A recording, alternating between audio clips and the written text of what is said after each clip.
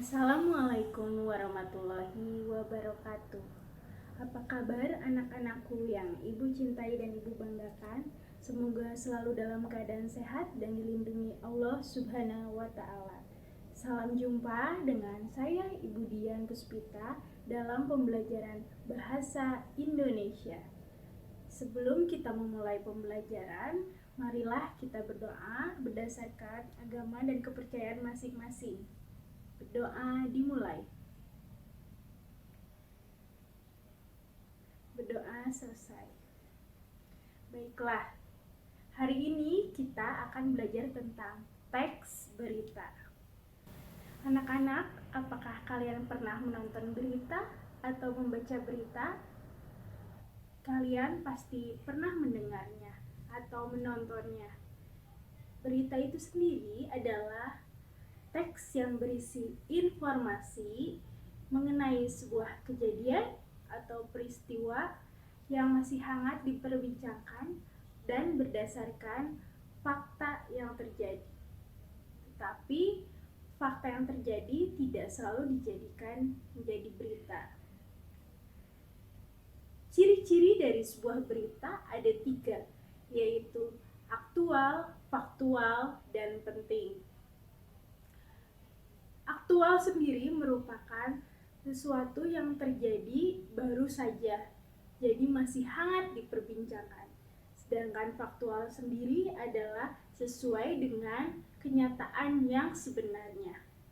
Dan penting adalah sesuatu yang penting. Misalnya ada 2, yaitu orang tersebut adalah orang yang dikenal masyarakat, dan yang satu lagi adalah beritanya berpengaruh kepada masyarakat.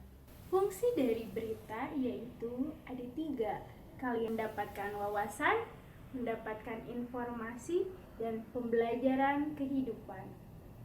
Selain itu, ada unsur-unsur pada berita. Jika disingkat adalah ADIKSIMBA, yaitu apa, di mana, kapan, siapa, mengapa, dan bagaimana. Apa? Apa itu adalah kejadian apa yang sedang terjadi. Sedangkan di itu adalah di mana tempat kejadian tersebut terjadi. Selanjutnya adalah kapan. Kapan kejadian itu terjadi? Biasanya berupa waktu kejadian itu. Si itu adalah siapa. Siapa itu adalah orang atau pelaku yang ada dalam kejadian. Selanjutnya adalah mengapa. Mengapa adalah alasan kejadian tersebut terjadi. Dan terakhir adalah bagaimana. Bagaimana alur kejadian peristiwa itu terjadi. Selanjutnya adalah struktur daripada berita. Struktur merupakan bagian atau badan tubuh dalam sebuah berita. Di dalam berita ada 3 struktur. Struktur yang pertama adalah orientasi. Biasanya orientasi adalah pendahuluan. Kalau di badan kita itu adalah kepala. Jadi biasanya berupa awal cerita dari berita tersebut. Selanjutnya adalah peristiwa. Peristiwa merupakan alur kejadian dalam berita tersebut. Biasanya di dalam struktur itu inti dari sebuah berita. Dan yang terakhir adalah sumber berita. Sumber berita adalah didapatnya sebuah berita. Biasanya ada di koran atau di televisi.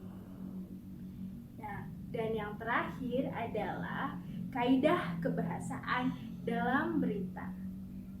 Kaidah kebahasaan ada 6. Yang pertama adalah bahasa baku. Biasanya di dalam berita menggunakan bahasa baku. Bahasa baku adalah bahasa yang sesuai dengan kaidah kebahasaan bahasa Indonesia. Selanjutnya adalah kata kerja mental. Kata kerja mental adalah kata kerja yang menunjukkan respon atau tindakan seseorang terhadap sesuatu. bisa dilihat di contoh di sini. Selanjutnya adalah kalimat langsung dan kalimat tidak langsung. Untuk kalimat langsung adalah kalimat yang langsung diucapkan oleh pembicaranya, sedangkan kalimat tidak langsung adalah diungkapkan kembali oleh orang lain. Biasanya tandanya dari imbuhan. Kalau kalimat langsung menggunakan imbuhan me atau kata kerja aktif. Kalau kalimat tidak langsung biasanya menggunakan kata kerja pasif atau di. Selanjutnya adalah fungsi keterangan waktu dan tempat. Fungsi waktu dan tempat berguna untuk memperjelas keadaan tersebut. Biasanya berupa tempat kejadian dan waktu tersebut. Dapat dilihat di contoh di sini. Dan yang terakhir adalah konjungsi temporal.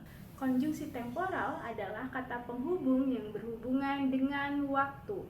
Contohnya, kemudian, setelah itu, lalu. Dengan demikian, itu merupakan salah satu contoh dari konjungsi temporal. Nah, anak-anakku, itulah sebagian penjelasan dari teks berita. Mudah-mudahan kalian bisa paham dengan apa yang Ibu jelaskan. Untuk menambah pengetahuan kalian, Ibu akan memberikan tugas untuk dikerjakan di rumah. Tugasnya adalah sebagai berikut. Baik, mungkin itu saja penjelasan dari Ibu. Mudah-mudahan anak-anakku bisa mengerti apa yang sudah dijelaskan. Dan mudah-mudahan ilmunya dapat bermanfaat. Sekian dari Ibu, semoga kalian selalu sehat dan tetap semangat. Assalamualaikum warahmatullahi wabarakatuh.